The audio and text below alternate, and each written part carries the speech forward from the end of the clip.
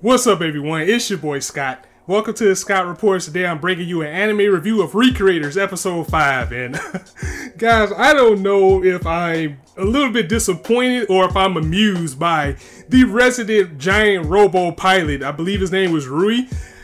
I don't know if I'm disappointed or amused by him being a fusion of all of the typical giant robot protagonists. I mean, this kid really was a fusion of Amuro Ray from the original Gundam, mixed with Camille Bidan from Zeta, mixed with Shinji from Evangelion. I mean, he was all of those characters in every sense of the word. He was a teenage kid who was very defensive, who was very whiny, and every chance that he gets, he wants to complain about the responsibility that he has. Like, I had to do battles for my entire life back in my old world. Now I gotta come in this world and do the same thing.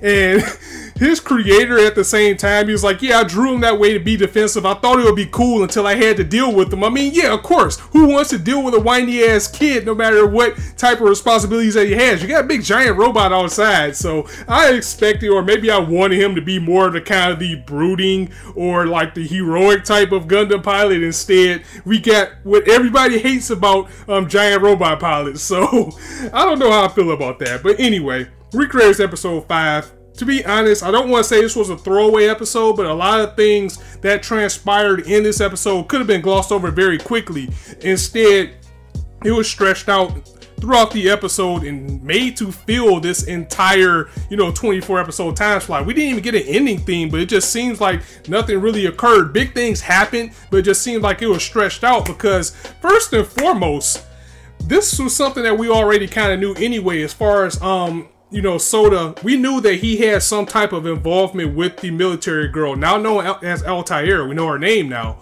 We knew he had some type of involvement with her, but at the end, when we get that cliffhanger where we see how, was still shocking nonetheless, because it is true that the girl that killed herself, her name was Shimazaki. She did kill herself and she was the creator of this character, but the reason why Altair recognized Soda is because he had some type of involvement in it somehow, whether him and Shimazaki were friends at some point, because she did leave him a letter saying this would be her last creation, then she said goodbye to him. So maybe they were friends and they fell out at some point, and Altair is actually trying to get revenge on him for that. Maybe that's who she's after, and maybe that's who Setsuna is after. He could very well still be responsible for both of those, but at the end of the episode, we finally did get to reveal that he remembers something and he's involved with it somehow.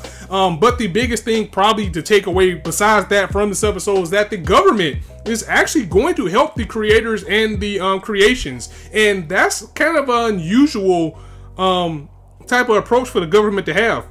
Of course, when the world is at stake, the government's always going to be involved, but usually in these type of situations, they always want to stop the people that's causing no matter what. They don't want to listen to their side of the argument or anything like that, but this government really, after it apprehended our creators and the creations and Matoria told them about what's going on, they were kind of like, okay, cool. So you guys know about what's going on. We apprehended you because we noticed all these people coming over to these worlds. They look like people from anime and manga, and they were destroying things. So we were hoping to stop you guys. But if you guys know what is going on, if more of these creators and creations coming in is going to start this great destruction, then we want to work with you guys to make it not happen. So that was a really unexpected twist for the government to take in this type of series, even making them government officials now. So their job is going to be to hunt down the rest of these people and try to stop the great destruction from happening.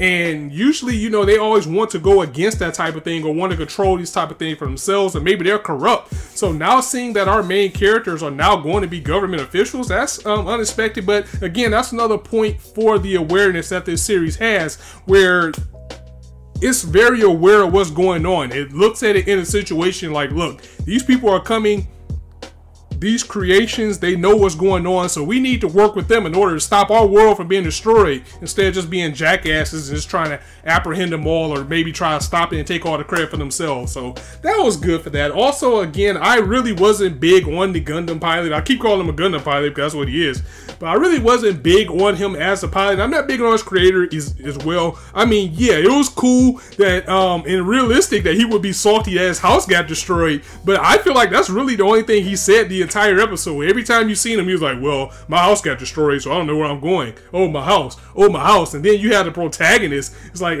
of his story, the pilot. Every time you see him, he's always, well, I had to fight war, and I'm sick of fighting war, so I'm going to do what I want. And you know what? I don't have time for this. I'm out of here. It just made him a really whiny, bratty kid, and I hated that. I really wanted him to be a better character. So, yeah, overall, besides the big bombshell that we already knew, as far as with Soda being involved with Altair, now the military girl actually has a name, so maybe I'll start calling her Altair now.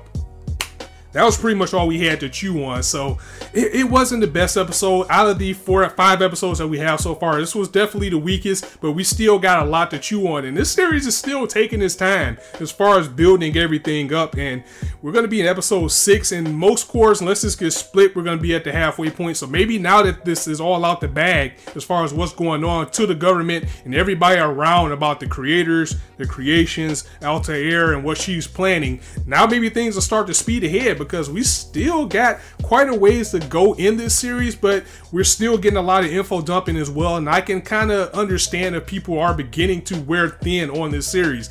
I'm interested in it because it still has a very interesting story, but this was definitely the weakest episode out of the ones that we had so far. So guys, let me know what you thought of this episode in the comments below. If you liked the video, go ahead and drop it a like, and if you want to hear more, go ahead and hit that subscribe button, as there's not a shortage of content you to indulge on this channel. And as I always say, you guys be anywhere on YouTube right now, but you chose to listen to me, and I really appreciate that, so thanks for stopping by. On that note, it's your boy Scott signing out.